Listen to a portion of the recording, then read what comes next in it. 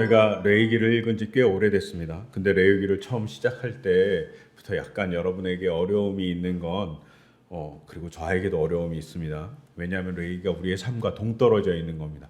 첫 장을 딱 열면 1장부터 7장까지 제사에 대한 이야기가 나옵니다. 우리가 그런 제사를 드리지 않잖아요. 그러니까 우리하고 상관없는 것 같으니까 우리는 그 제사의 의미를 통해서 예배를 어떻게 드려야 될지 살펴보았습니다. 근데 레위기를 읽으면서 사실은 저한테 인생에서 가장 무거운 짐같이 느껴졌던 본문은 오늘 읽었던 본문입니다. 너무너무 오랫동안 저한테는 짐같이 느껴졌던 것 같아요. 그리고 어떻게 살아야 될지 되게 고민을 많게 했던 본문입니다.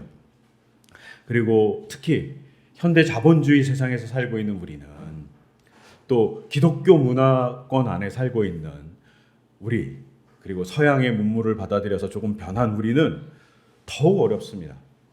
왜냐하면 오늘 본문 25장 레위기 25장 3-6절에 이렇게 기록되어 있습니다. 그에게서는 이자를 받아도 안 되고 어떤 이익을 남기로 해서도 안 된다. 이자를 받지 말라는 겁니다.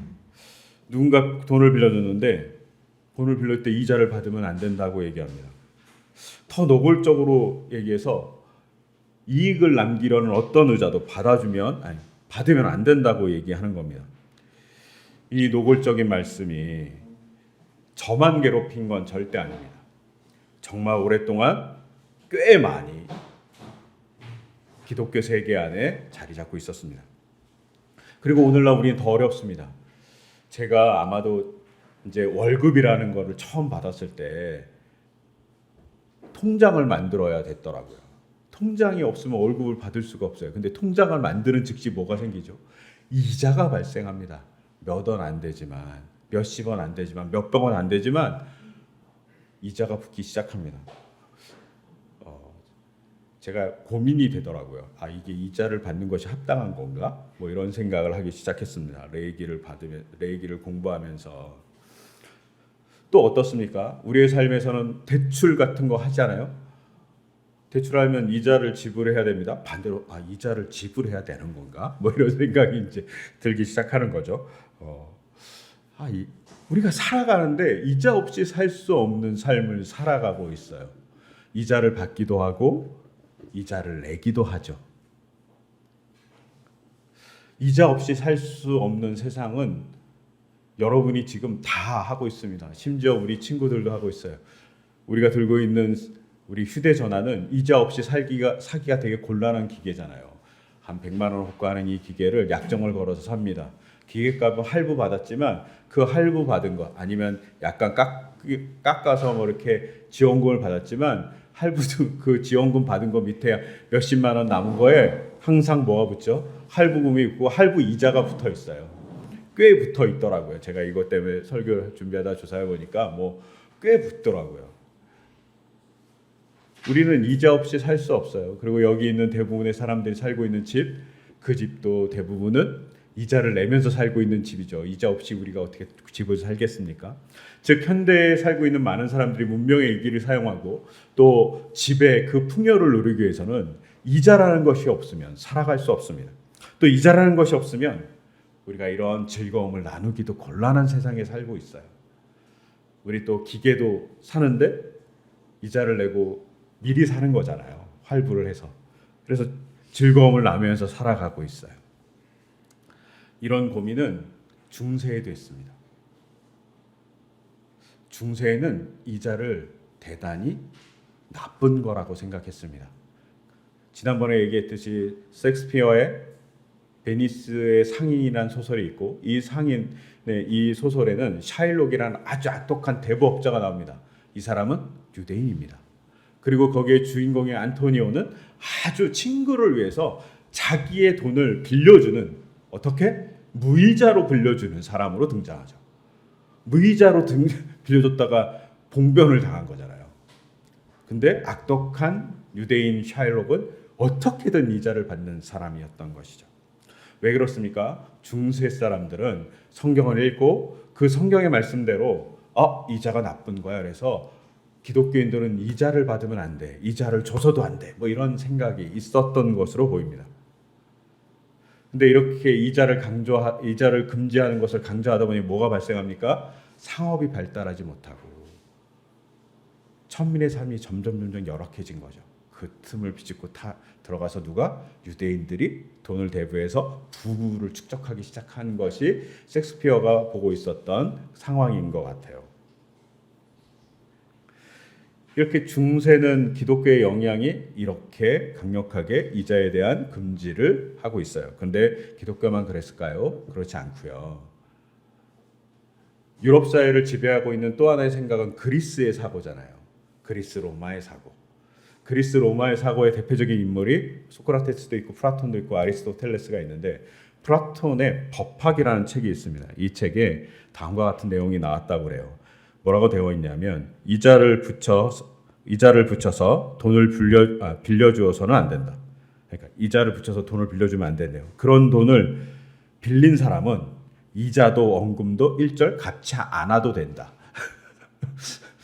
플라톤이 제일 놀라운 얘기를 했죠. 이자를 내서 돈을 빌리면 돈을 안 갚아도 된다고. 저 같으면 이자를 내서 돈을 빌릴 것 같아요. 돈을 안 갚기 위해서. 플라톤이 이렇게 얘기합니다. 플라톤의 제자가 아리스토텔레스입니다. 아리스토텔레스가 플라톤하고 반대적인 입장을 얘기했지만 그의 정치학이라는 책에서 길게 썼긴 했는데 간단하게 얘기하면 이런 겁니다. 이자는 자연 법칙에 어긋난다. 그러면 안 된다. 이자 받으면 안 된다. 아리스토텔레스가 자연을 관찰하던 사람이었잖아요. 그러니까 관찰해 보니까 이자는 안 된다는 거예요. 이자 받으면 안 돼. 이런 사고가 팽배했던 거죠. 그러니 그리스의 철학과 기독교의 정신이 계속 유럽 사회에 있으면서 뭐가 생겨요? 이자를 금지하는 법이 생겼던 거고 중세까지는 그 이자를 받지 않습니다. 그러다가 이제 개신교가 등장하는 종교개혁이 일어나면서 맞물려서 옆에 있던 상공업을 막 장려하던 사람들이 같이 붙으면서 이자를 내는 일이 중요하다 이렇게 얘기하기 시작했습니다. 이건 정확한 정보는 아니지만 종교개혁 중에 한 분은 그것을 타당하다고 얘기했다라고 얘기하는 기록이 있다는 것이 있어요. 근데 아무리 찾아도 기록을 못 찾아갖고 제가 함부로 얘기를 못 하겠어요. 그분의 책을 다 뒤졌는데 뭐 이렇게 나왔다는 구절을 갖고 그분의 책을 막 뒤졌는데 안 나오더라고요. 제가 나오면 얘기 드릴게요. 근데 그런 분들도 계셨다라는 기록들이 존재합니다. 즉 개신교로 변하면서 상공을 장려하면서 이자에 대한 얘기를 하기 시작했고 우리가 잘 아는 또 베버라는 사람이 나왔고 기독교 때문에 자본주의가 발전할 수 있다 뭐 이런 얘기를 했잖아요. 그러면서 더욱더 이자에 대한 얘기가 가능해진 겁니다. 근데 이자를 받지 않는 데도 있습니다. 현대에도 이자를 제약시하는 데도 있습니다. 어디 같으세요? 이자를 제약시하는 종교가 있어요. 아직도. 그리고 강력한 힘을 갖고 있어요. 그리고 사실은 이 힘 때문에 우리는 선교하기가 너무 어려울 겁니다. 어디냐? 이슬람입니다. 이슬람은 이자를 제약시합니다. 이슬람이 꾸란의 말씀 그리고 꾸란의 이제 배경이 되는 모세오경 이런 것들을 다 갖고 보니까 이자 받는 게 아닌 거예요. 그래서 이자를 금지합니다. 이슬람 문화권에. 그래서 이렇게 6대 원칙을 정했다고 제가 알고 있어요. 이게 정확한 건지 알지 못하겠지만 이슬람에는 이슬람 금융이라는 것이 있고 이슬람 금융에는 6가지의 원칙이 있습니다. 내용을 간단히 얘기하면 이렇습니다. 금전 수탁을 통해서 이자를 수취하는 것을 금지한다. 돈을 빌려줘서 이자를 받는 건 금지한다. 왜냐? 실물 거래가 수반되지 않고 단지 금전만, 돈만 대여하고 받는 것은 시간의 경과로 이자를 얻는 것이기 때문에 부당한 이득이다 라고 얘기하는 겁니다. 두 번째, 수익 손실에 대한 공동 분담을 해야 된다. 만약에 누군가 투자했어요. 근데 돈을 많이 벌었어. 그러면 수익을 받는 거예요. 근데 누가 투자했어. 망했어. 그러면 공동으로 손해를 봐야 된다. 우리하고 좀 달라지기 시작하죠. 그리고 여기는 원금 보증이 없습니다. 우리가 보험에 막 가입해요. 그러면 보험 중에 이런 게 있잖아요. 원금 보전, 원금 보상 이런 거 있잖아요. 이슬람엔 이걸 할 수가 없습니다. 세 번째는 불확정성의 금지입니다. 미래에 유무형의 자산이 어떻게 될 거라고 해갖고 그것에 대해 투자하는 것을 금지합니다. 일명 파생상품 이런 거 금지합니다. 이런 거 하면 안 된다고 얘기하는 거예요. 네 번째, 도박적 요소가 포함된 거래 금지한다. 순수한 투기 목적, 투기를 위해서 돈을 어딘가에 투자하는 것은 금지한다는 겁니다. 즉 코인이나 주식도 투기로 사용하는 건 다 금지한다. 이렇게 이슬람이 얘기하는 겁니다. 다섯 번째는 도덕, 사회적, 종교적 금기 행위를 하는 것에 대해서 투자나 돈을 빌려주는 걸 금기한다. 뭐냐? 이슬람이 술을 금지하고 그 다음에 성매매를 금지하고 돼지고기를 금지하고 무기 판매를 금지하고 담배를 금지하거든요. 여기 이런 회사에 투자하는 거 금지한다는 거예요. 네, 못합니다. 그 다음에 여섯 번째는 조금 우리에게도 너무나도 버거운 말이에요. 뭐냐면 자금의 저장을 금지한다. 돈을 우리가 저장하잖아요. 이 저장하는 것을 금지하는 거예요. 이 여섯 가지의 원칙을 갖고 이슬람이 금융 원칙을 세웠습니다. 이것을 100% 실천하는 나라가 있어요. 이걸 50% 실천하는 나라도 있고 이것을 한 30% 실천하는 나라도 있는 걸로 한 2020년 보고서에 봤던 것 같아요. 100% 실천하는 나라는 이슬람의 메카라고 얘기하는 사우디아라비아입니다. 100% 실천합니다. 그리고 한 50% 실천하는 건 인도네시아, 말레이시아 뭐 이런 데가 아마 실천하는 것으로 제가 기억해요. 여러분, 우리가 전 세계를 모든 은행과 모든 사람들이 다 이자를 받고 이자로 거래할 것 같죠. 하지만 이슬람권은 그것을 하지 않는다고 얘기하고 있는 겁니다. 만약에 선교를 잘하려고 하잖아요. 이거 쉽지 않습니다. 금융의 전쟁 안에서 선교는 어려워지기 시작할 겁니다. 근데 이 본문을 가지고 이렇게 고민하는 사람들이 중세에도 있고 현대에도 있고 저도 있었다는 거죠. 근데 이 본문을 설교를 준비하다가 저는 개인적으로 약간 숨통이 튀었습니다. 오늘 읽었던 본문 37절에 보면 이렇게 기록되어 있어요. 너희는 그 사람에게 이자를 받을 목적으로 돈을 꾸어주거나 이익을 볼 셈으로 먹거리를 꾸어주어서는 안 된다. 이 말씀이 저는 개인적으로 숨을 튀게 만들어줬습니다. 왜냐하면 여기서 돈을 빌린 사람이 누구냐는 거예요. 돈을 빌리는 사람은 먹거리를 꾸는 사람이에요. 이런 전제는 어떤 전제를 갖고 있냐면 정말 먹을 것이 없어서 정말 생필품이 필요해서 돈을 빌리는 사람이라는 뜻입니다. 아니면 세금을 내기 위해서 정말 필요한 것이 있는데 도저히 그것을 살 수 있는 능력이 없거나 곡식이 없어서 죽을 것 같은 실정에 있는 그 사람이 돈을 빌린다는 겁니다. 근데 그런 사람에게 이자를 받지 말라고 얘기하는 부분이 존재합니다. 또 이스라엘 사람들은 전체적으로 사실은 동족에게 이자를 받지 않았어요. 즉 이자를 받는 대상이 조금 이 본문에 의하면 협소해지기 시작합니다. 어떻게? 아주 어려운 사람입니다. 근데 이것을 조금 더 잘 보여주고 있는 것이 35절입니다. 35절은 뭐라고 얘기하냐면 너희 동족 가운데 아주 가난해서 도저히 자기 힘만으로 살아갈 수 없는 사람, 자기 힘만으로 살아갈 수 없는 사람이 돈을 빌린다는 것이죠. 근데 이거를 히브리어로 이렇게 보면 히브리어로 이 본문이 그러니까 자기 힘만으로 살아갈 수 없는 사람 정말 길잖아요. 히브리어 한 단어 마타입니다. 이렇게 길게 번역했는지 모르겠어요. 근데 마타입니다. 마타라는 뜻은 무슨 뜻이냐면 흔들리다는 뜻이에요.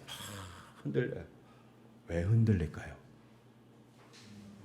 밥을 못 먹으니 몸을 주체 앞서서 흔들리는 사람일 수 있습니다. 너무 낙심하면 우리가 몸을 주체하지 못해서 흔들리잖아요. 그런 흔들릴 수 있는 사람입니다.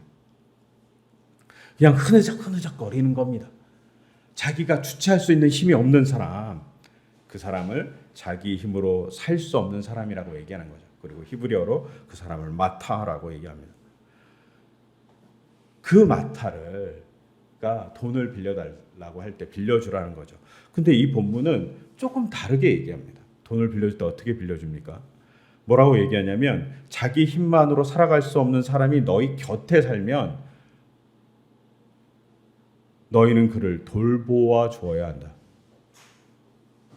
그 사람이 저 밥이 없어서 좀 곡식 좀 빌려주세요 라고 얘기하기 전에 돌보아 주어야 한다라고 얘기하는 겁니다. 여러분 여기에 중요합니다. 돌보아 주라고 도와주라고 얘기하는 겁니다. 근데 도와주라는 이 말이 어떤 뜻이냐면 우리가 옆에 있는 사람이 이렇게 넘어졌으면 이렇게 도와줘서 일으켜 세워주다 이런 뜻 같잖아요.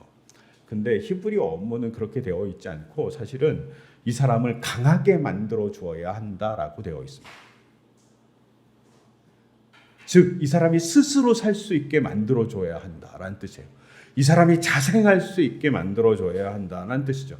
그러니 우리가 읽었던 본문에 자기 힘만으로 살 수 없는 사람이라는 표현은 너무 좋은 표현 같아요. 왜? 자기 힘만으로 살 수 없는 사람이 자기 힘만으로 살 수 있도록 그 사람을 살 수 있도록 도와줘야 된다라고 얘기하는 거예요. 이것이 정말 도와주는 것의 목적이라고 얘기하는 겁니다. 우리가 누군가 병원에 입원했어요. 몸을 흐느적거리면서 입원했어요. 아파요. 그러면 그 사람을 도와주기 위해서 부축해갖고 침상에 눕혀놓고 그냥 가만히 놔둡니까? 그러지 않잖아요. 그 사람이 병원에 왔으면 진료를 하고 검사도 하고 그리고 수술할 거면 수술도 하고 보조기구를 달 거면 보조기구도 달고 약물 치료가 필요하면 약물 치료를 해줘서 어떻게 하죠? 그 사람이 스스로 걸어서 나가게 합니다. 자기 힘으로 살 수 있게 만드는 것이 치료잖아요. 이거와 똑같은 이야기입니다. 누군가를 도와줄 때 자기 스스로 일어날 수 있게 만들어줘라 라고 얘기하는 겁니다. 그 사람에게 끊임없이 무엇인가를 공급해서 조금씩 공급해갖고 그냥 돈 받고 살아야지 이렇게 만드는 것이 아니라 그 사람이 스스로 일어나서 스스로 자기 인생을 책임질 수 있도록 살게 만들어주라 하는 겁니다. 우리가 누구한테 그걸 제일 잘하죠? 자녀들입니다. 자녀들이 스스로 살 수 없으니까 스스로 먹을 수 없으니까 처음에는 젖병에다가 분유를 타서 혹은 모유를 줘서 먹이잖아요. 걔네들이 끓여서 먹던가요? 그러지 않잖아요. 그리고 스스로 할 수 없으니까 공부도 시키고 스스로 할 수 없으니까 옷도 입혀주고 그러잖아요. 그래서 키운 다음에 그들이 스스로 살 수 있을 때 독립시켜줍니다. 누군가를 도와준다는 건 누군가를 스스로 살 수 있게 만들어줘라 라고 얘기하는 겁니다. 그 고민을 가지고 누구 앞에 있어라 라고 얘기하는 것이 사실은 이자를 받지 말라는 것의 본질에 있습니다. 이자가 목적이 아니라 야 너네 이자를 받지 마 이렇게 얘기하는 것이 아니라 본질은 뭐냐면 가난한 사람이 스스로 자기의 삶을 책임질 수 있어서 너무나도 행복하게 살 수 있도록 만들어주는 것이 목적이다라는 것에 이자에 대한 얘기를 하고 있는 거죠. 근데 본질에서 벗어나니까 이자를 받아야 돼 말아야 돼 이렇게 얘기해놨고 그 우스꽝 소설인 베니스의 상인이라는 우스꽝 소설이 나오는 거죠. 우스운 그 상황이 발생한 거라고 볼 수 있습니다. 여러분, 제가 이 협소함에 갇혀 있었던 적이 있어요. 이자를 받으면 안 된다고 그랬더니 이자를 받지 말아야 돼.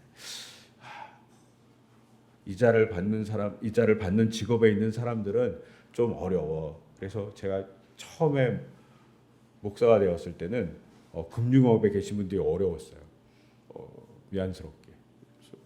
근데 지금은 그분들이 누군가를 제대로 살게 만들어주는 자리에 있다면 그것은 정말 훌륭한 자리라고 생각합니다. 이자가 중요한 문제가 아니라 본질이 중요하죠. 어려운 사람이 스스로 살 수 있게 만들어주느냐에 대한 본질이 중요한 겁니다. 그런 본질에서 우리가 한번 현실을 바라봐야 됩니다. 그 현실은 고대 사회는 스스로 살게 만들어주는 일들을 잘 못했기 때문에 이자를 받지 말라고 했던 거죠. 그러면 오늘날도 스스로 살 수 있게 많은 것을 할 수 있도록 얘기해 줘야 되고 도와줘야 됩니다. 몇 달 전에 정부에서 소액 생계 대출이라는 걸 해줬어요. 50만 원, 100만 원 뭐 이렇게 대출을 해줬던 걸로 기억해요. 근데 제가 뉴스 보도를 제대로 봤는지 모르지만 그 대출의 연 금리가 19.5%였어요. 50만 원 불리는데 100만 원 빌리면 1년에 한 20만 원 정도 이자를 내야 되는 거야. 이게 말이 됩니까? 이런 일을 하는 것에 대해서 비판하는 것이 교회여야 합니다.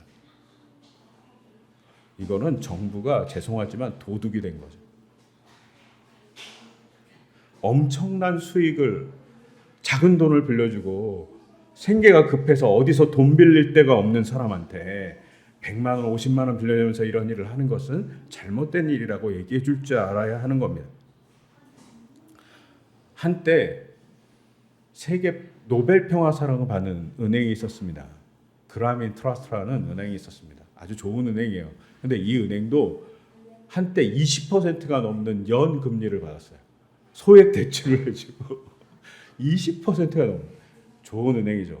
하지만 이것에 대해서는 문제가 있다고 계속 얘기되면서 고쳐진 것 같아요. 이런 얘기들이 나와야 되는 것이죠. 누군가가 살 수 있게 만들어주는 것이 성경이 원하는 삶인 거죠. 성경이 원하는 교회의 모습일 겁니다. 저희 교회가 일부러 공간을 갖지 않습니다. 우리 스스로 공간을 마련하고 공간에 엄청난 세를 지불하는 것을 하지 않고 이렇게 죄송하지만 이렇게 다른 교회를 빌려서 예배를 드립니다. 엄청난 불편을 감수해야만 합니다. 그리고 저 개인적으로도 공간을 가져야 되는 거 아닌가를 몇 달에 한 번씩 고민합니다. 왔다 갔다 합니다. 심지어 이제 최근 들어서 제가 공간을 기획하는 분들과 만나갖고 얘기하다가 어느 목사님이 자기도 공간을 안 가지려고 했다가 공간을 가졌다 하면서 공간을 가지라고 저한테 계속 얘기하시는 거예요. 그래야 된다 막 그러시고 계속 얘기하시더라고요. 고민해봐야 되겠네요. 뭐 이렇게 생각을 했어요. 그러면서도 항상 제 마음속에 뭐가 있냐면 공간을 갖지 않은 이유는 교회가 누군가를 살리는 곳이었으면 좋겠고 살리는 것이 여러 가지죠. 말씀으로 위로해서 살릴 수 있고요. 성도의 사랑으로 살릴 수 있습니다. 또한 누군가를 위해서 봉사함으로 살릴 수 있어요. 근데 교회가 또 하나 우리의 가진 약간의 그 오병이어 떡 같은 조그만 그 헌금으로 누군가의 삶을 살릴 수 있습니다. 그래서 저희가 공간을 갖지 않으려고 하는 겁니다. 그리고 오늘 바울이 이야기한 대로 바울이 뭐라고 그러냐면 자비량을 한 목적에 대해서 얘기합니다. 바울이 사도행전 20장에서 이렇게 얘기합니다. 여러분이 아는 대로 나는 나와 내 일행에게 필요한 것을 내 손으로 일해서 마련하였습니다. 자기가 마련했어요. 그런데 뭐라고 얘기하냐면 나는 모든 일에서 여러분에게 본을 보였습니다. 이렇게 힘써 일해서 뭘 했냐? 내 필요를 다 채웠다. 이렇게 얘기하는 것이 아니라 약한 사람을 도와주는 것이 마땅합니다. 바울이 자비량으로 일했다는 것은 많은 사람들이 알고 있어요. 그런데 오늘 본문 34절과 35절에 의하면 바울은 자비량으로 일하면서 자비량의 목적은 자기 생계도 있지만 약한 사람을 도와주기 위해서라는 목적이 있었다라고 얘기합니다. 이것이 정말 자비량의 목적일 거예요. 나만 목회자가 먹고 살겠다가 이게 아니라 약한 자를 돕기 위해서 자비량을 한다는 것이죠. 왜? 그것이 모본이 돼서 성도와 더불어서 그 모본을 보여서 교회가 약한 자를 살리는 곳이 되어야 하기 때문이라고 바울이 봤다고 생각합니다. 우리도 이렇게 됐으면 합니다. 누군가를 살려줬으면 합니다. 우리 삶도 어려워요. 그렇잖아요. 우리 대출비 내는 것도 어렵고 아이들 키우는 것도 어렵습니다. 하지만 어려운 사람들이 더 존재한다는 걸 우리는 잘 알고 있습니다. 그러니 누군가를 도와주는 것이 중요합니다. 우리 걸 조금 나눠주는 것이 중요합니다. 그것을 통해서 교회가 정말 누군가를 살려주는 구원의 방주가 되어야 되죠. 저는 개인적으로 구원의 방주라는 말이 참 좋습니다. 근데 그것이 영혼만 구원하기 위해서 있는 방주가 아니라 세상이 방주가 될 수 있도록 만드는 사람이었으면 좋겠습니다. 이 배에만 타면 구원받아가 아니라 세상을 모두 방주로 만드는 교회였으면 좋겠습니다. 그렇게 만들어 가려고 우리가 노력하는 교회였으면 좋겠습니다. 더불어서 우리 성도끼리 그래줬으면 좋겠습니다. 너무나도 미안하게 윤 목사하고 제가 이렇게 약간 자비랑 비슷하게 일을 하잖아요. 그러니까 덜 신경 쓰는 부분이 없지 않아 있어요. 그리고 다 이렇게 일을 하시는 많은 목회자들이 언제나 미안한 마음은 성도들에게 있어요. 성도들의 삶을 일일이 챙기지 못해서 미안하다. 그러니 우리 서로 챙겨주면 어떨까 제안해 봅니다. 목회자의 핑계이긴 한데 우리 서로 잘 챙겨주고 서로 걱정해주고, 제가 지난주에 한 성도와 같이 밥을 먹으면서 이렇게 다른 성도를 걱정하는 모습 속에 아름답다고 생각했습니다. 서로 걱정해주고 서로 기도해주고, 이것부터 우리가 잘 시작했으면 좋겠습니다. 그러면 우리 공동체에서 약자가 스스로 일어날 힘이 될 것입니다. 여러분, 도와줄 수 있는 방법이 별로 없는 것이 너무 많습니다.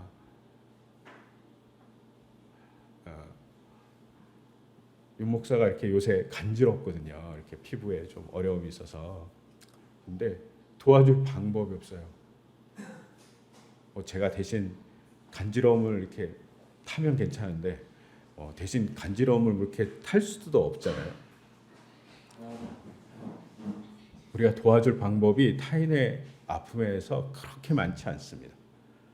해줄 수 있는 건 기도해 주는 겁니다. 해줄 수 있는 건 같이 걱정해주고 그 앞에 공감하는 겁니다. 그때 힘이 되고 위로가 됩니다.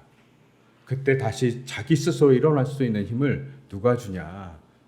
성령이 우리에게 채워줄 것입니다. 그런 성령의 힘이 우리에게 있기를 소망합니다.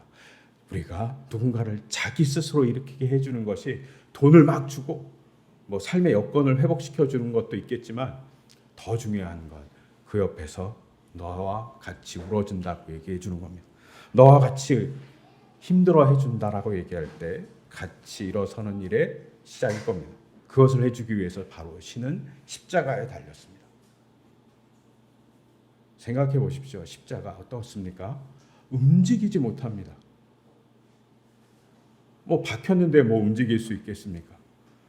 가려운데 십자가에 달렸으면 긁지 못합니다.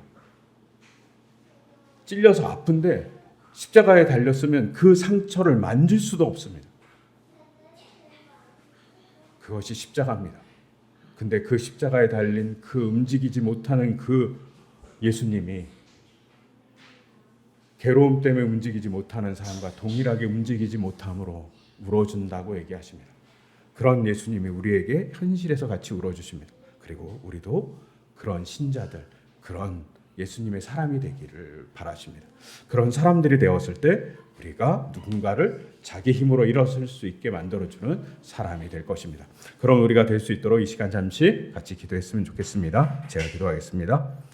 하나님, 이 땅에 많은 사람들이 아픕니다. 그 아픈 사람들이 돈으로 혹은 마음으로 혹은 건강으로 아픕니다.